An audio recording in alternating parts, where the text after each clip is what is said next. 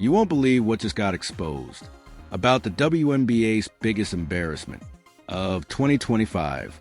While everyone's been distracted by the league's so-called record-breaking season, something absolutely catastrophic just happened that nobody saw coming. And trust me, by the end of this video, you'll understand exactly why the entire WNBA is scrambling right now to cover up one of the most humiliating disasters in professional sports history. The numbers just came out and they're absolutely devastating. We're talking about a complete and total collapse that makes everything the league has been bragging about look like a complete lie. The WNBA Finals, the supposed pinnacle of women's basketball, the championship series that should have arenas packed to the rafters, just became the laughingstock of professional sports. And the worst part, the league's biggest stars are pointing fingers at everyone except themselves. Let me paint you a picture of just how bad this really is. Championship finals tickets, not regular. Season games, not preseason scrimmages. But actual finals tickets for the biggest event of the year were selling for $6. $6. You literally couldn't buy a large popcorn at the arena for that price. I've seen parking spots cost more. Heck, the processing fee on Ticketmaster probably costs more than the actual seat.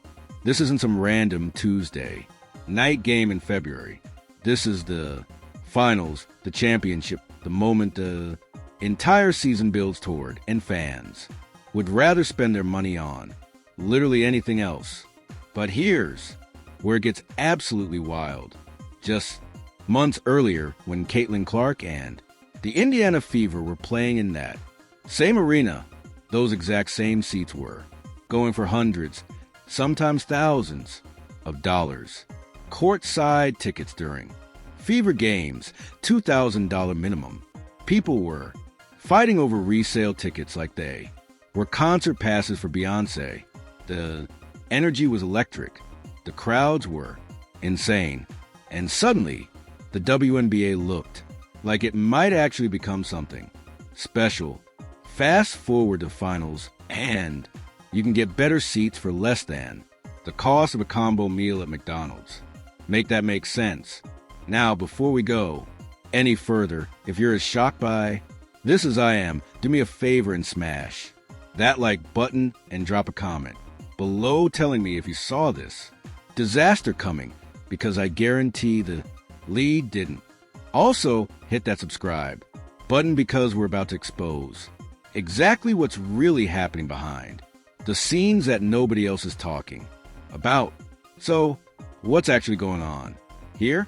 How does a league that spent the entire year bragging about record viewership and unprecedented growth suddenly can't fill seats for its own championship?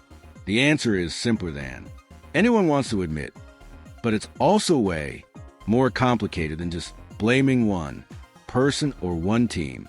See, the WNBA had lightning in a bottle this year, and they absolutely fumbled it in the worst way possible. Let's talk about the Caitlin Clark effect, because whether the league wants to admit it or not, she was the entire show. When Clark was playing, ratings went through the roof.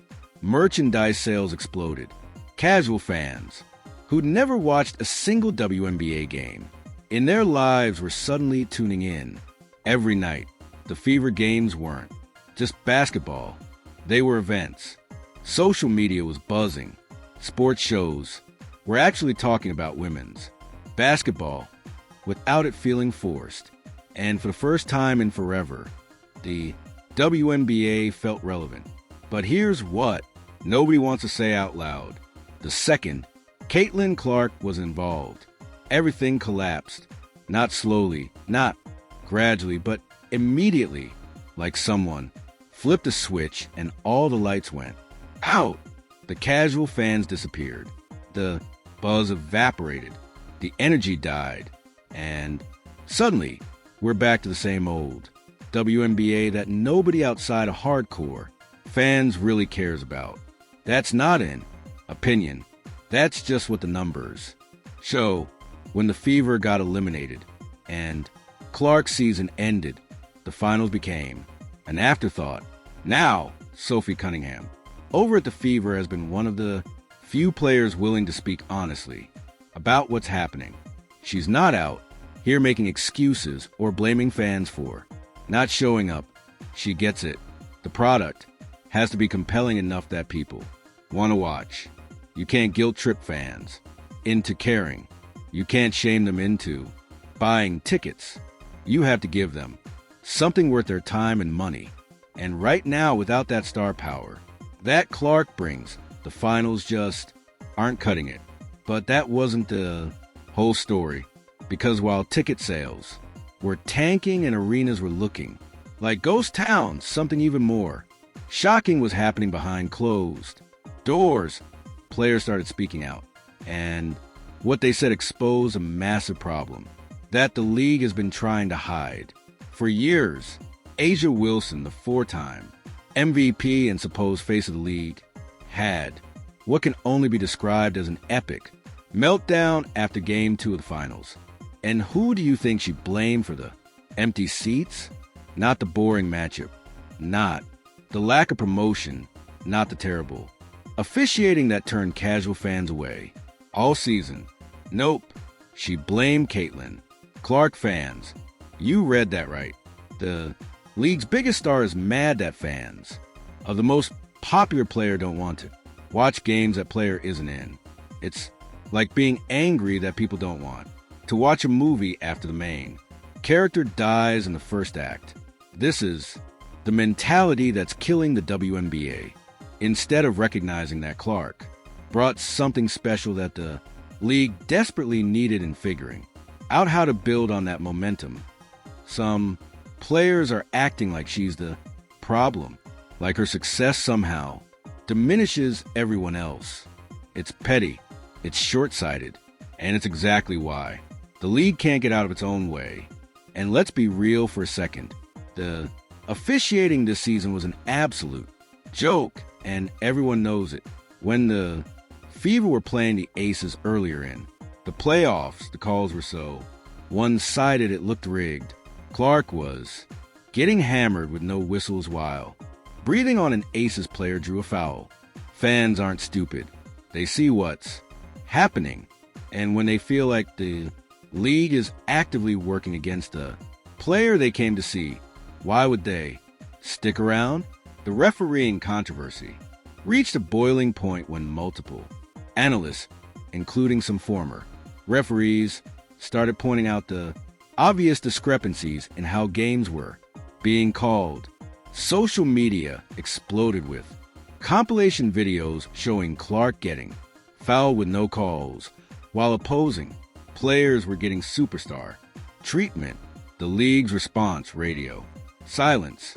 Commissioner Kathy Engelbert just kept giving the same corporate answers about how officiating is always improving and they take all concerns seriously. Meanwhile, fans were tuning out in droves. What happened next would shock everyone because the financial implications of this disaster started becoming crystal clear. We're not just talking about embarrassing ticket sales for a few games. This is about to impact everything. The players' union is gearing up for major CBA negotiations. They want higher salaries, better benefits, bigger revenue shares, and they absolutely deserve those things. Professional athletes should be compensated fairly. But here's the brutal reality they're facing now. How do you walk into a negotiation demanding more money when your championship finals can't sell tickets for more than the price of a burrito? The owners and networks are going to absolutely weaponize these numbers. They're going to point to those empty seats and say, you told us the league was growing. You said this was a breakthrough year. So why is nobody showing up to your biggest games? And the players won't have a good answer because there isn't one that doesn't acknowledge the uncomfortable truth. The truth is that the WNBA's growth this Year was an organic, league-wide success. It was the Caitlin Clark phenomenon. She was a rising tide that lifted all boats. Her games drew viewers who then saw other talented players. Her merchandise sales boosted league-wide numbers. Her social media presence brought attention to the entire sport. Take her out of the equation, and you're left with what we're seeing right now in the finals. Empty seats, rock bottom, prices, and a league desperately trying to spin the narrative. And here's where it gets even more infuriating for fans. The ticket price collapse isn't just about Vegas. When the finals moved to Phoenix for the Mercury's home games, the same thing happened. Upper deck, seats for under $25. Lower bowl for $50. Sections that should have been sold out weeks in advance were still showing hundreds of available seats the day of the game. This is supposed to be the Mercury's first finals appearance in years. A team with championship pedigree, playing in a market that's proven it will support winners, and still nobody cared enough to show up. The Mercury versus Aces matchup had all the ingredients for a boring series, and that's exactly what it delivered. No compelling storylines, no real rivalry, no drama, just two teams playing methodical, slow-paced basketball in half. Empty arenas. Even the players looked like they knew nobody was watching. The energy was flat. The intensity was missing. It felt like a preseason game, not a championship. Compare that to what the atmosphere was like when the Fever were rolling earlier in the season. Every Caitlin Clark game felt like a national event. Arenas were packed hours before tip-off. The crowd noise was deafening. Social media was exploding with highlights before games even ended. That's what professional sports is supposed to look like.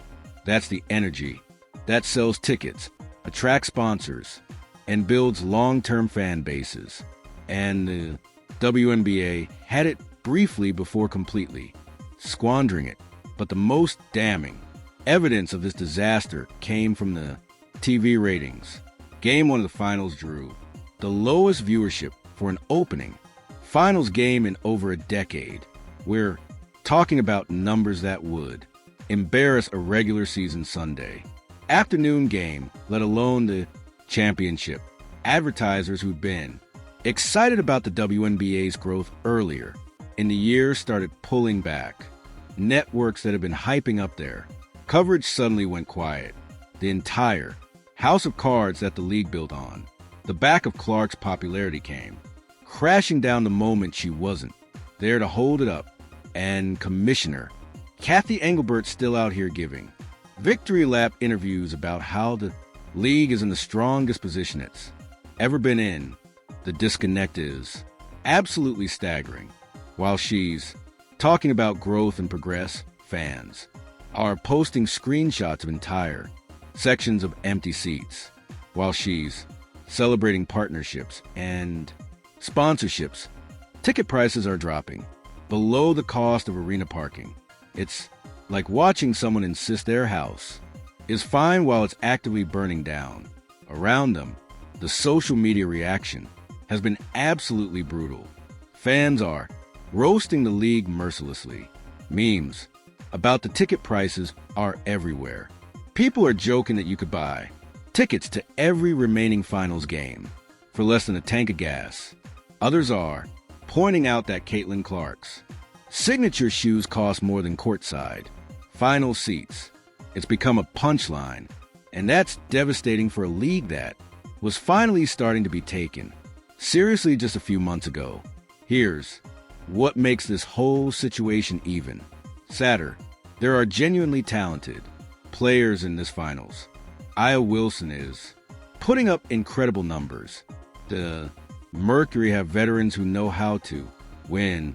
These are skilled athletes playing at the highest level, but skill alone doesn't sell tickets. Entertainment sells tickets. Storylines sell tickets. Stars that casual fans care about sell tickets. And right now, this finals has none of that. The league's refusal to acknowledge reality is what's really holding it back, instead of recognizing that Caitlin Clark is a once-in-a-generation talent who can carry the sport to new heights. Some people within the WNBA seem resentful of her success.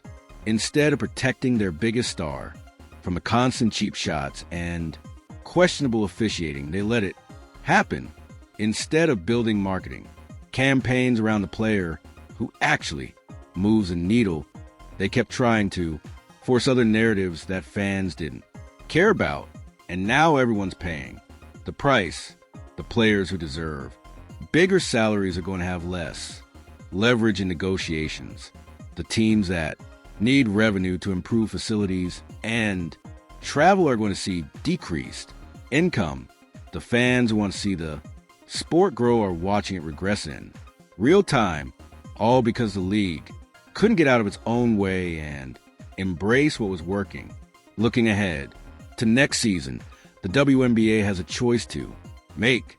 They can either learn from this disaster and build around their actual stars, the ones fans want to see, or they can keep pretending that everything's fine while arenas stay empty.